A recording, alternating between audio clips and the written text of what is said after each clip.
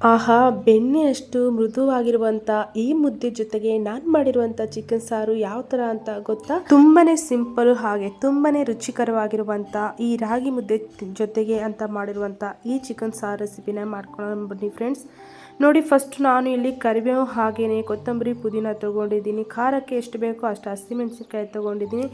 ಒಂದು ಟೊಮ್ಯಾಟೊನ ಕಟ್ ಮಾಡ್ಕೊಂಡಿದ್ದೀನಿ. ಹಾಗೆ ಒಂದು ಈರುಳ್ಳಿನೂ ಸಹ ಕಟ್ ಮಾಡ್ಕೊಂಡಿದ್ದೀನಿ. ಈ ಥರ ಶುಂಠಿ ಬೆಳ್ಳುಳ್ಳಿನೂ ಸಹ ರೆಡಿ ಮಾಡಿ ಇಟ್ಕೊಂಡಿದ್ದೀನಿ. ಈಗ ನಾನು ಫಸ್ಟು ಶುಂಠಿ ಬೆಳ್ಳುಳ್ಳಿನ ಮಿಕ್ಸಿ ಜಾರಲ್ಲಿ ಹಾಕ್ಕೊಳ್ತಾ ಇದ್ದೀನಿ. ಹಾಗೆಯೇ ಹಸಿರು ಮೆಣಸಿನ್ಕಾಯಿ ಸಹ ಹಾಕ್ಕೊಳ್ತಾ ಇದ್ದೀನಿ.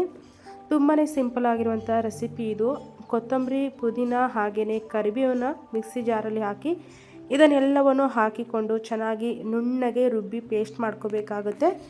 ಹಾಗೆಯೇ ನಾನು ಕುಕ್ಕರಲ್ಲಿ ಮಾಡ್ತಾ ಇರುವಂಥದ್ದು ಇದು. ಒಂದು ಕುಕ್ಕರ್ ತಗೊಂಡು ಗ್ಯಾಸ್ ಸ್ಟವ್ ಆನ್ ಮಾಡಿ ಇಟ್ಕೊಂಡಿದ್ದೀನಿ. ಹಾಗೆಯೇ ಎಣ್ಣೆ ಹಾಕ್ಕೊಳ್ತಾ ಇದ್ದೀನಿ. ನಮಗೆ ಎಷ್ಟು ಬೇಕು ಅಷ್ಟು ಎಣ್ಣೆನ ಹಾಕ್ಕೊಳ್ತಾ ಇದ್ದೀನಿ. ಹಾಗೆ ಒಂದು 4 ಕಡ್ಡಿ ಚಕ್ಕೆ ತೊಗೊಂಡಿದ್ದೀನಿ. ಈಗ ಪಲಾವ್ ಎಲೆ ತೊಗೊಂಡಿದ್ದೀನಿ. 1-2 ಪಲಾವ್ ಎಲೆ ಹಾಕ್ಕೊಂಡಿದ್ದೀನಿ. ಹಾಗೆಯೇ ಕಟ್ ಮಾಡಿ ಇಟ್ಕೊಂಡಿರುವಂಥ ಈರುಳ್ಳಿ ಹಾಕ್ಕೊಳ್ತಾ ಇದ್ದೀನಿ. ಈರುಳ್ಳಿ ನಾನು ಒಂದೇ ಒಂದು ಈರುಳ್ಳಿ ತೊಗೊಂಡಿರೋದು ಸಣ್ಣದು. ಈಗ ಈ ಈರುಳ್ಳಿನ ಕೆಂಪು ಬಣ್ಣ ಬರೋವರೆಗೂ ಚೆನ್ನಾಗಿ ಫ್ರೈ ಮಾಡ್ಕೊಳ್ತಾ ಇದ್ದೀನಿ. ತುಂಬಾ ಸಿಂಪಲ್ಲು ಹಾಗೆ ತುಂಬಾ ರುಚಿಕರವಾಗಿರುವಂಥ ರೆಸಿಪಿ ಇದು. ತುಂಬಾ ಬೇಗ ಕುಕ್ಕಾಗಿ ಮಾಡ್ಕೊಳ್ಳುವಂಥ ರೆಸಿಪಿ ಇದು. ಹಾಗೆಯೇ ನೋಡಿ, ಈಗ ನಾನು ಸ್ವಲ್ಪ ಸಣ್ಣದಾಗಿ ಕಟ್ ಮಾಡಿ ಇಟ್ಕೊಂಡಿರುವಂಥ ಪುದೀನ ಹಾಕ್ಕೊಳ್ತಾ ಇದ್ದೀನಿ. ಪುದೀನಾನ ಎಣ್ಣೆಯಲ್ಲಿ ಹಾಕೋದ್ರಿಂದ ಚೆನ್ನಾಗಿ ಫ್ಲೇವರ್ ಬಿಟ್ಕೊಳ್ಳುತ್ತೆ. ಹಾಗಾಗಿ ಸ್ವಲ್ಪ ಹಾಕ್ಕೊಂಡಿದ್ದೀನಿ. ಈಗ ನೋಡಿ, ಇದು ಕೆಂಪು ಬಣ್ಣ ಬರುವವರೆಗೂ ಈರುಳ್ಳಿ ಫ್ರೈ ಆಗಿದೆ. ನಾನು ಹಸಿಮೆಣಸಿನ್ಕಾಯಿ ಹಾಗೆ ಪುದೀನ ಕೊತ್ತಂಬರಿ ಎಲ್ಲ ರುಬ್ಬಿಕೊಂಡಿರುವಂಥ ಈ ಪೇಸ್ಟನ್ನು ಈಗ ಇದಕ್ಕೆ ಹಾಕ್ಕೊಳ್ತಾ ಇದ್ದೀನಿ. ನೋಡಿ, ಈ ಥರ ರುಬ್ಕೊಂಡಿದ್ದೀನಿ, ನುಣ್ಣಗಾಗಿ ರುಬ್ಕೊಂಡಿದ್ದೀನಿ. ಈಗ ಇದನ್ನು ಹಾಕ್ಕೊಂಡು ಚೆನ್ನಾಗಿ ಹಸಿ ವಾಸನೆ ಹೋಗುವವರೆಗೂ ಇದನ್ನು ಮಿಕ್ಸ್ ಮಾಡಿಕೊಂಡು ಚೆನ್ನಾಗಿ ಬೇಯಿಸ್ಕೊಳ್ತೇನೆ. ನೋಡ್ತಾ ಇದ್ದೀರಲ್ವ, ಹಸಿರಾಗಿ ತುಂಬಾ ಚೆನ್ನಾಗಿ ಕಲರ್ ಬಂದಿದೆ ಗ್ರೀನಾಗಿ.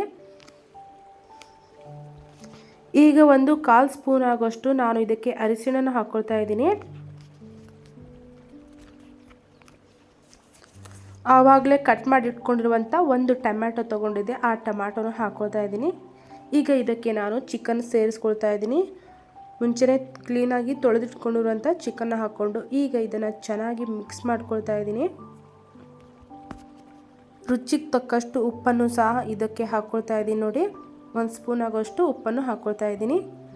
ಒಂದು ಅರ್ಧ ಸ್ಪೂನ್ ಆಗೋಷ್ಟು ಧನಿಯಾ ಪುಡಿ ಸೇರಿಸ್ಕೊಳ್ತಾ ಇದ್ದೀನಿ. 1 ಸ್ಪೂನ್ ಆಗೋಷ್ಟು ಇಲ್ಲಿ ನಾನು ಒಂದು ಅಂದಾಜಿಗೆ ಅಂತ ಚಿಕನ್ ಮಸಾಲನೂ ಸಹ ಹಾಕ್ಕೊಳ್ತಾ ಇದ್ದೀನಿ. ಇಷ್ಟು ಮಸಾಲೆಗಳು ಐಟಮ್ ಹಾಕ್ತಾ ಇದ್ದೀನಿ ನಾನು. ಜಾಸ್ತಿ ಮಸಾಲೆ ಏನು ಹಾಕ್ಕೊಳ್ತಾ ಇಲ್ಲ. ತುಂಬಾ ಸಿಂಪಲ್ ಆಗಿರುವಂಥ ರೆಸಿಪಿ ಇದು. ನೋಡಿ, ಚಿಕನ್ ಎಷ್ಟು ಚೆನ್ನಾಗಿ ಗ್ರೀನಾಗಿ ಕಾಣಿಸ್ತಾ ಇದೆ ಅಂತ.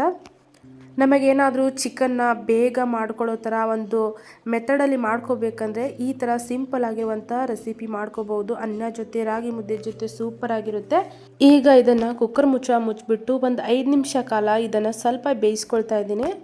ಈ ಥರ ನೀರು ಬಿಟ್ಕೊಳ್ಳೋಷ್ಟೊತ್ತಿಗೆ ಸ್ವಲ್ಪ ಬೇಯಿಸ್ಕೊಂಡ್ರೆ ಸಾಕು. ಇದನ್ನು ಚೆನ್ನಾಗಿ ಈ ಥರ ಮಿಕ್ಸ್ ಮಾಡಿಕೊಂಡು ನಮಗೆ ಎಷ್ಟು ಬೇಕು ನೀರು ಅಷ್ಟನ್ನು ನೀರನ್ನು ಹಾಕ್ಕೊಳ್ತಾ ಇದ್ದೀನಿ. ಇದಕ್ಕೆ ನಾನು ಈ ಸಾರಂತೂ ನಾನು ಗಟ್ಟಿಯಾಗಿ ಮಾಡ್ತಾಯಿಲ್ಲ, ಈ ಕಡೆ ಗ್ರೇವಿ ಥರನೂ ಮಾಡ್ತಾಯಿಲ್ಲ, ತಿಳಿ ಸಾರು ಥರನೇ ಮಾಡ್ತಾಯಿದ್ದೀನಿ. ತಿಳಿ ಸಾರು ಥರನೇ ಸೂಪರ್ ಆಗಿರುತ್ತೆ. ರಾಗಿ ಮುದ್ದೆ ಜೊತೆ ಅಂದರೂ ತುಂಬಾ ಚೆನ್ನಾಗಿರುತ್ತೆ. ಹಾಗಾಗಿ ಈಗ ನಾನು ಇದಕ್ಕೆ ಎಷ್ಟು ಬೇಕು ಅಷ್ಟು ನೀರು ಹಾಕ್ಕೊಂಡು ಕುಕ್ಕರ್ ಮುಚ್ಚಿಬಿಟ್ಟು 2 ವಿಸಲ್ ಬರೋವರೆಗೂ ನಾನು ಇದನ್ನು ಬೇಯಿಸ್ಕೊಳ್ತಾ ಇದ್ದೀನಿ.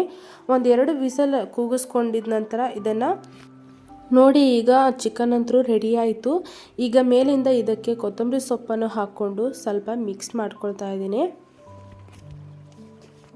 ನೋಡ್ತಾ ಇರ್ಬೋದು, ಚಿಕನ್ ಸಾರೆಲ್ಲ ಜಾಸ್ತಿ ಗಟ್ಟಿ ಬಂದಿಲ್ಲ, ಗ್ರೇವಿ ಥರ. ನಾನು ಇದನ್ನು ಇದೇ ಥರ ಸ್ವಲ್ಪ ತಿಳಿ ಸಾರು ಥರ ಮಾಡ್ಕೋಬೇಕಂತಲೇ ಮಾಡ್ಕೊಂಡಿರೋದು. ಮುದ್ದೆ ಜೊತೆ ಅಂತೂ ತುಂಬ ಅಂದರೆ ತುಂಬ ಚೆನ್ನಾಗಿರುತ್ತೆ.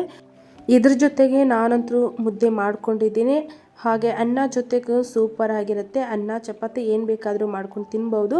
ನೋಡ್ತಾ ಇದ್ರಲ್ವ, ತುಂಬಾ ಸಿಂಪಲ್ ಹಾಗೆ ತುಂಬ ರುಚಿಕರವಾಗಿರುವಂಥ ಚಿಕನ್ ಕರಿ ರೆಸಿಪಿನ ಮಾಡಿ ತೋರಿಸಿದ್ದೀನಿ. ನಿಮಗೇನಾದರೂ ಈ ವಿಡಿಯೋ ಇಷ್ಟ ಆಗಿದರೆ ಒಂದು ಲೈಕ್ ಮಾಡಿ, ಕಾಮೆಂಟ್ ಮಾಡಿ, ಸಬ್ಸ್ಕ್ರೈಬ್ ಮಾಡೋದನ್ನು ಮರಿಬೇಡಿ.